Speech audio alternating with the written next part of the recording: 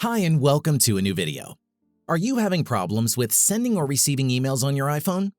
In this video, I'll talk about common mail issues and show you all methods to fix the problem. Let's go.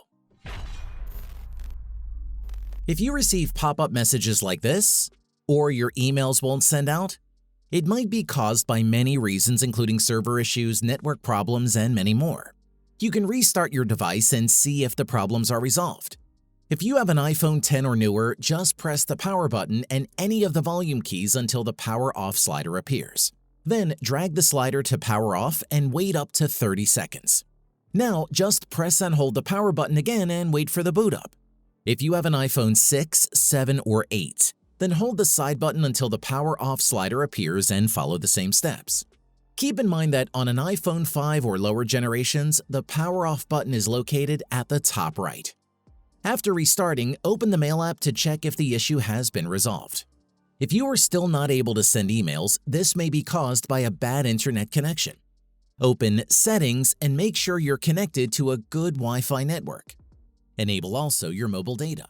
Scroll down and ensure that your mobile data can be used by your Mail app to send and receive emails. Like any other app, the Mail app stores cache files so that the app will run faster. The problem is that the stored files may be outdated, causing the app to run into some errors. To clear out the stored cache on your Mail app, open Settings and scroll down to General. Click on iPhone Storage, then search and select Mail. Now clear the cache by tapping on Offload App, then Reinstall App.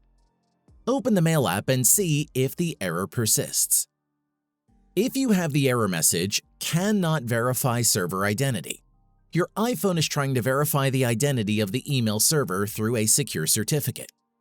For this, your iPhone needs to match the date and time of the online certificate date. To change the time and date of your iPhone, open Settings and scroll down to General. Then tap on Date and Time and make sure you have Set Automatically turned on. If nothing worked, you should remove the email account and add the email account information again to your iPhone. Before you remove your email account, remember that if you are using a POP server, you might lose emails. So back up first or log into the account online using a browser. If you can see every email online, you can remove the account and you will not lose emails. To remove your email account, go to Mail, then open Accounts and select the email account causing problems. Now press Delete Account and confirm with Delete Account. Now you just need to add the email account you removed again to your iPhone. I have a whole tutorial about adding multiple accounts on an iPhone.